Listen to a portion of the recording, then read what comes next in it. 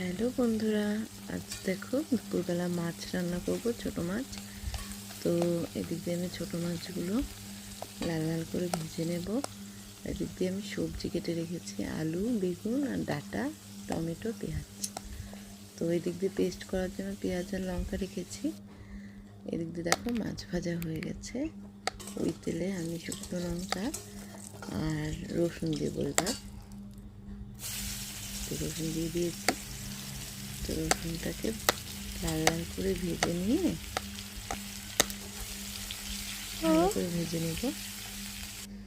এবার দেখো পাট শাকটাকে দিয়ে দেবো।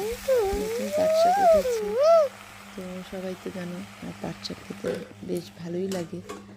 তো আজ রান্না করছি, নুন হলুদ দিয়ে দিয়েছি, ভাজা ভাজা করে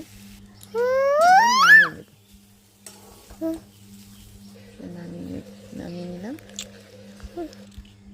এবার কড়াইতে আমি সর্ষের তেল দিচ্ছি। তেল গরম হয়ে গেলে এর মধ্যে আমি পেঁয়াজ দিয়ে দিয়েছি। পেঁয়াজটাকে লাল লাল করে ভেজে নেব। এবার সবজিগুলো দিয়ে দিচ্ছি। সবজিগুলোর উপর নুন দিয়ে দিয়েছি, ঢাকনা দিয়ে দিলাম। এবার হলুদ দিয়ে ভালো করে মিশিয়ে নিয়েছি। ভাজা ভাজা হলে একটু সামান্য জিরে গুঁড়ো আর পেস্টটা করে রেখেছিলাম সেটা আমি দিয়ে দিচ্ছি।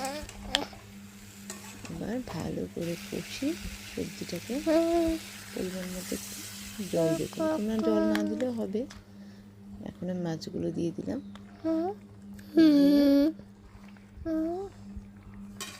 ঝোলটা ফুটে এলে ভালো করে তারপর আমি ধনে পাতা দিয়ে দিচ্ছি, দিয়ে নামিয়ে নিলাম।